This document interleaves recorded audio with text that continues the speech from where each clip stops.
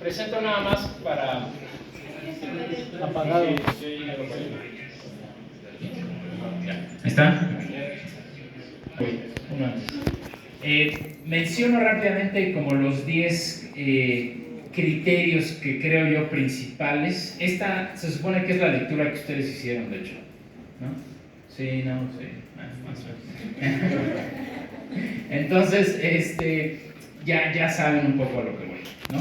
Son sugerencias, bases que obviamente tienen que ver otras lecturas, otras fuentes, de lo que creo yo que hay que tener en cuenta para crear un alfabeto.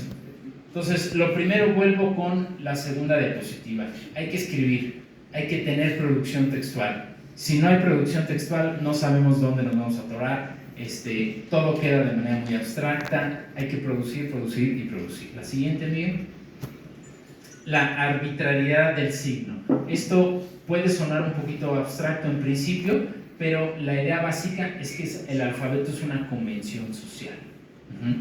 Nadie tiene la razón per se, intrínsecamente. No existe, como dije, una ortografía correcta o incorrecta, sino consensada. ¿Estamos de acuerdo en poner un caracol para el sonido cha? Órale, y ya, ahí está el caracol.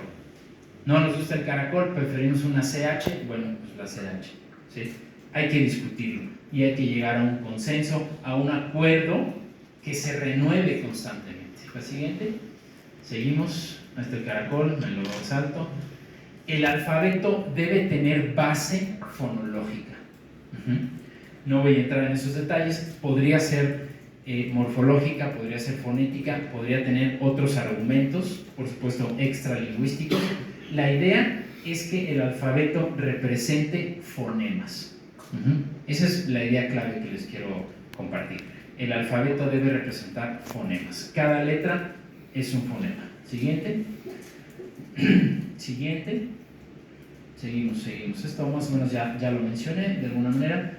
La representación de fonemas puede ser de fonemas simples o, creo que en la siguiente, Miguel, bueno, aquí está el principio básico: sonido, letra, o, con más detalle, gesto articulatorio, grafía.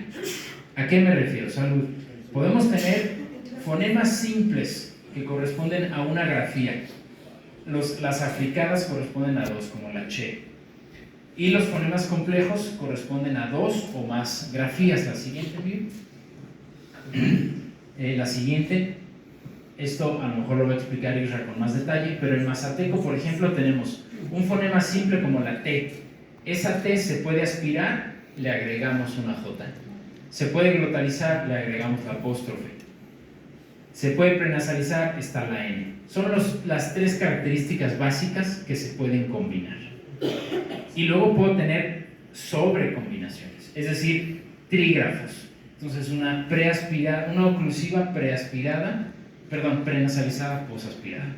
¿No? La siguiente.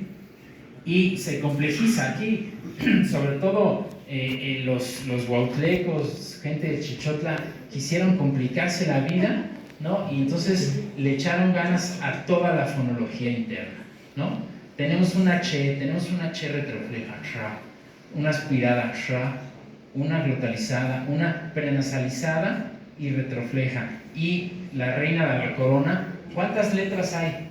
1, 2, 3, 4, 5. Un pentágrafo. ¿Habían visto algo así en inglés, en español? Un pentágrafo. Esto representa un solo fonema. ¿Por qué necesitamos 5 letras? Porque está prenasalizada, porque es retrofleja y porque está posaspirada.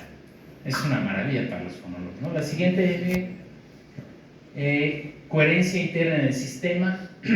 Algunas escrituras zapotecas. Bueno, me voy primero con esta que es más conocida. Existe la T, existe la sha. Cuando nosotros decimos cha, es una unión de estos dos sonidos. Y por cercanía con el español usamos la che. ¿Qué se utiliza en vasco? ¿Qué se utiliza en zapoteco central? Al menos creo que en el Istmo se usan la che, ¿no? Dijeron, bueno, tenemos la T, tenemos la sha. Cuando la unimos para hacer el sonido cha, pues usemos TX. Es perfectamente coherente, ¿no? Se aleja, por así decirlo, del español, gana autonomía, o sea, me parece un atractivo, ¿no? No quiere decir que todos tengamos que hacerlo, pero para quienes lo han hecho, felicidades. Miguel, la siguiente, función exclusiva para cada grafía, evitemos este tipo de cosas, ¿no? La C en español representa la K y la S. Creo que en general la K prevalece en los idiomas originarios, tiene un principio mucho más lógico. La siguiente, la intuición del hablante y tomar en cuenta su identidad cultural y autonomía. La siguiente, o sea, por algo escogieron esta grafía para la norma mixteca, ¿no? No está en el español, les da identidad, entre otras cosas. Sigamos. ¿Qué les da identidad? Piensen en eso, ¿no? Al crear una ortografía. Seguimos. Autonomía ortográfica, me lo voy a saltar. Otra vez. El contexto y reforzamiento. De eso hablábamos Israel y yo ayer, por ejemplo. ¿Cómo voy a enseñar el alfabeto mazateco, tunzavi o maya? A lo mejor empiezo por las letras que ya conocen los hablantes, es decir, las que tiene el español, ¿no? Entonces hay un reforzamiento de la misma representación ortográfica. Y después empiezo a hablar de los retos o particularidades de mi lengua, ¿no? Siguiente. También. Y la tipografía.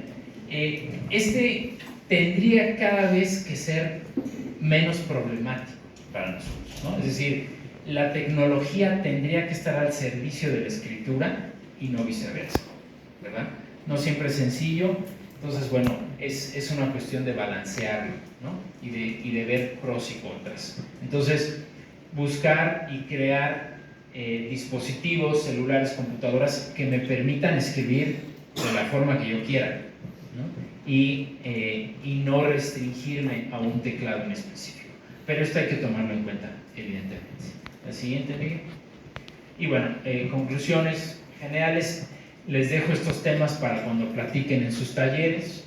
Diferencia entre oralidad y escritura. La escritura como expresión estética y cultural, como medio de comunicación e identidad, pero sobre todo, y ante todo creo yo, como derecho lingüístico, en los ámbitos de salud, jurisprudencia y educación, ¿no? Esa es una de las ideas de por qué necesitamos escribir en lenguas originarias. Necesitamos impactar en todos los ámbitos posibles, ¿no? Cuando acabes la foto, la siguiente, Miguel. Ya está.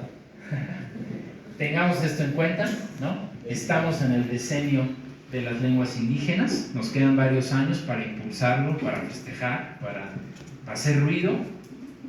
Ya nos contarán del programa que está preparando la ULIM en relación al Día Internacional de la Lengua Materna. Y creo que ya. Tío Escuyo, los Acamatiniac, Matechino, muchas gracias a todos.